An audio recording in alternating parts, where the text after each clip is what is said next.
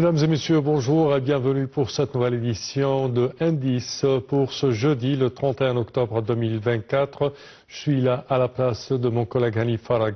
On commence tout de suite notre édition d'aujourd'hui avec cette information. Le Premier ministre, Dr Moustapha Madbouli, a participé à Riyad au nom du président Abdel Fattah el-Sisi à la 8e édition de la conférence sur l'initiative de l'avenir de l'investissement organisée du 29 au 31 octobre sous le slogan Horizon infini, investir aujourd'hui pour façonner demain.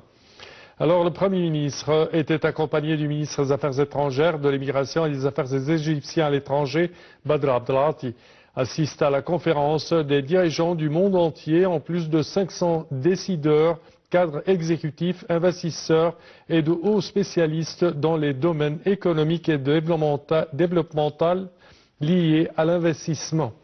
La conférence aborde pendant plus de 200 séances des sujets de la stabilité économique, du développement juste et de la lutte contre le changement climatique, de l'intelligence artificielle, l'innovation, la santé, les questions géopolitiques et d'autres sujets préoccupant le monde entier.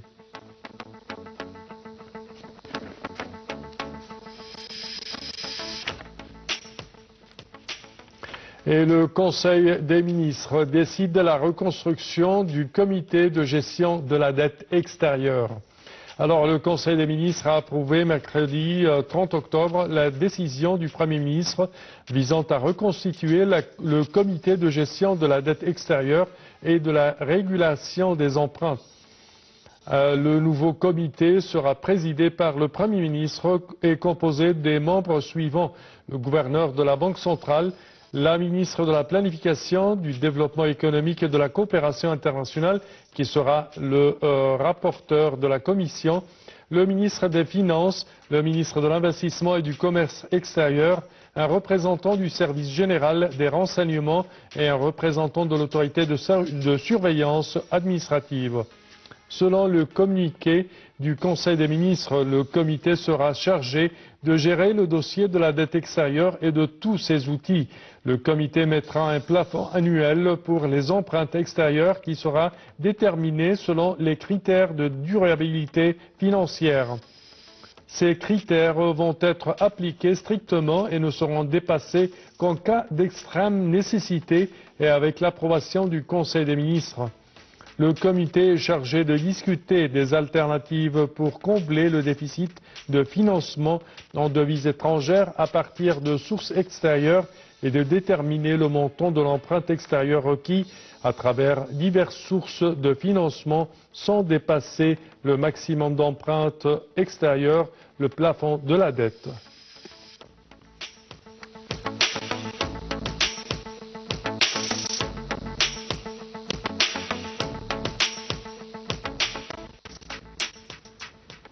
Je cite, « Nous discuterons avec le FMI la prolongation des délais des procédures du programme », selon Dr Moustapha Madbouli. Le Premier ministre a souligné lors d'une conférence de presse hier que le gouvernement devrait discuter de la prolongation des délais des procédures avec le Fonds monétaire international, le FMI. Cette prolongation a pour objectif de prendre en compte les taux d'inflation et les pressions dont souffrent les citoyens. Je cite, « Cette approche vise à protéger les citoyens égyptiens de toute charge supplémentaire dans le contexte actuel », a-t-il indiqué.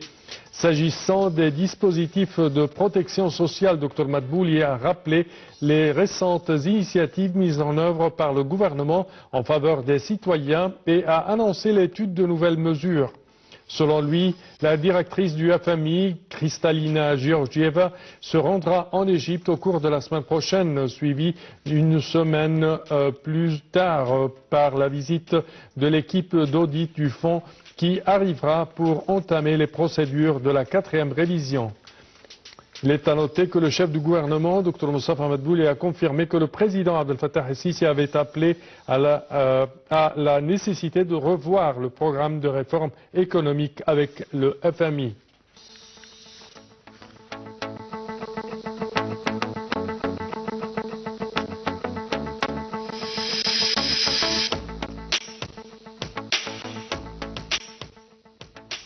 Et Pour plus d'explications sur ce sujet, mesdames et messieurs, nous avons le plaisir d'accueillir au bout du fil M. Simon Sayer, qui est expert en économie. Bonjour.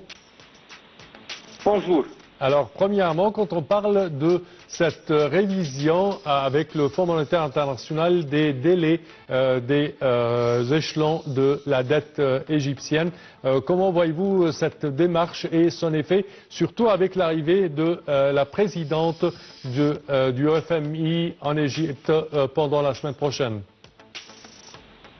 Alors, l'Égypte, le fait qu'elle réalise cela, c'est vraiment très positif, vu que ça va permettre le marché local d'avoir plus d'argent liquide et plus de présence des devises. Car la situation actuelle, vu qu'elle est complexe et qu'on est devant plusieurs options à explorer pour alléger ce fardeau de dette, le but c'est d'améliorer la stabilité économique de l'Égypte et réaliser une baisse, et travailler devant la baisse devant les réserves de devises étrangères et la nécessité de financer la dette extérieure. Et l'Égypte, sur cela, elle travaille sur le rééchelonnement de la dette, négocié d'une façon internationale pour prolonger les dettes de remboursement. Et ça, c'est une solution, bien sûr, prioritaire qui permette de diminuer la pression des paiements à court terme. Et les discussions avec les organisations comme le FMI sont souvent nécessaires pour planifier et sécuriser ce type de restructuration. Oui, parfait. Aussi bien, on travaille beaucoup sur la réduction de la dépendance aux importations, car l'Égypte, comme tout le monde le sait, elle a bien limité l'utilisation des devises pour réduire les importations non essentielles, ce qui pourrait de permettre de conserver les devises pour les paiements de la dette et les importations critiques. Aujourd'hui, l'Égypte, elle travaille beaucoup sur l'augmentation des investissements directs étrangers, ce qu'on appelle IDE. Alors, pour attirer les IDE, c'est essentiel pour injecter des devises dans l'économie et cela nécessite toutefois des réformes pour améliorer l'environnement des affaires, incluant une réduction du rôle qui existe actuellement par rapport à tous les secteurs égyptiens, d'une façon à permettre les investisseurs étrangers d'avoir une place et un espace plus compétitif. Et aujourd'hui, on travaille beaucoup pour faire des accords d'échange commercial et tout cela pour minimiser l'impact sur les réserves de devises. Et l'Égypte, elle envisage des échanges directs avec certains pays, comme par exemple le Kenya pour le thé, sans utilité de devises. Et ces accords permettent de préserver les réserves tout en assurant un approvisionnement en produits essentiels. On travaille beaucoup sur le soutien des partenaires régionaux et internationaux et l'Égypte, elle bénéficie du soutien des partenaires comme l'Arabie Saoudite, les Émirats Arabes Unis et même les États-Unis. Et ces partenaires apportent une aide financière pour stabiliser l'économie et renforcer les réserves de devises étrangères. Alors, l'Égypte, on peut dire qu'elle est en train de mettre en place une stratégie multifacette pour gérer cette dette, tout en maintenant une stabilité économique malgré des pressions internes et extrêmes intenses. Alors, les décisions sont toujours bien prises pour la réduction des dépenses publiques et améliorer la transparence économique. Et tout sera bien sûr, il est très nécessaire pour assurer ce qu'on appelle la viabilité économique à long terme.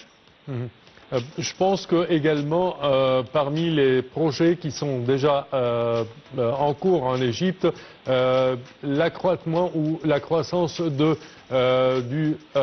l'export des produits exportés à l'étranger, n'est-ce pas?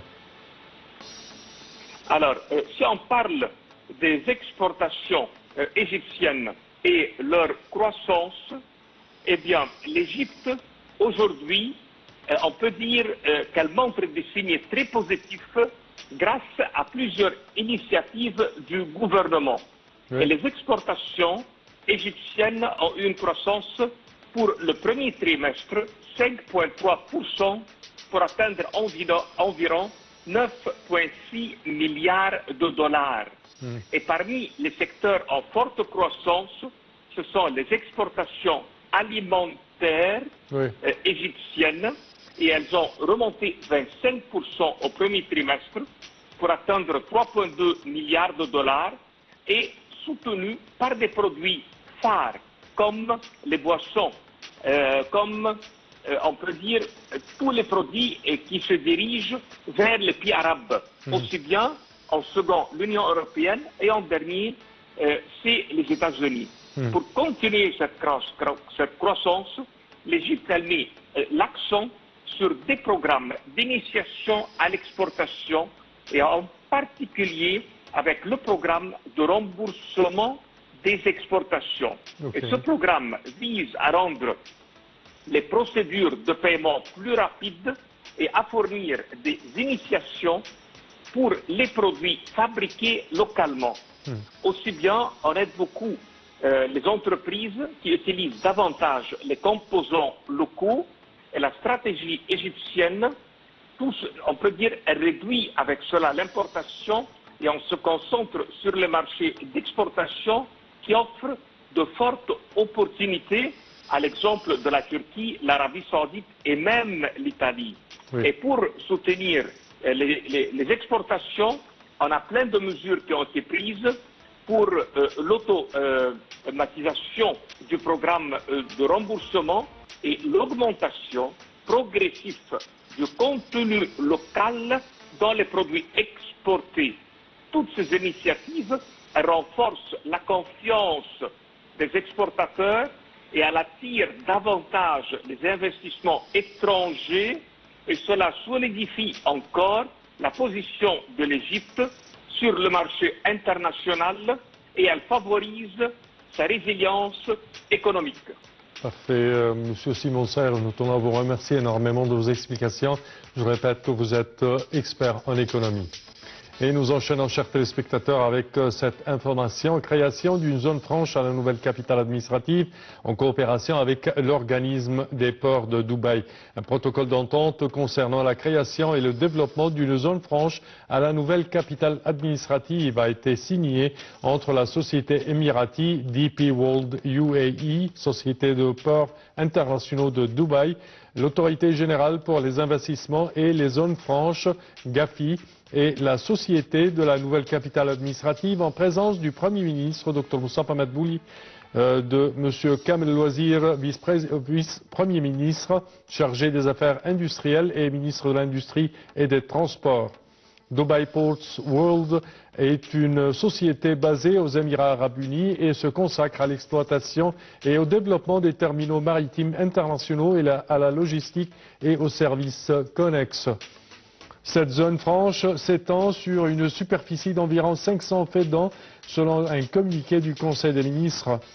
Selon la société de la nouvelle capitale administrative, dispose d'une superficie de 1958 faidans tout au long de la route Le Caire-Ain Sokhna, consacrée aux affaires industrielles. C'est ce qu'a souligné Khaled Abbas, directeur de la nouvelle capitale administrative, ajoutant que selon le protocole, les études techniques et économiques commenceront bientôt, préparant la signature des accords finaux et le début officiel du projet.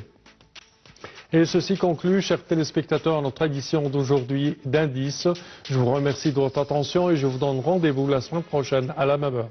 Au revoir.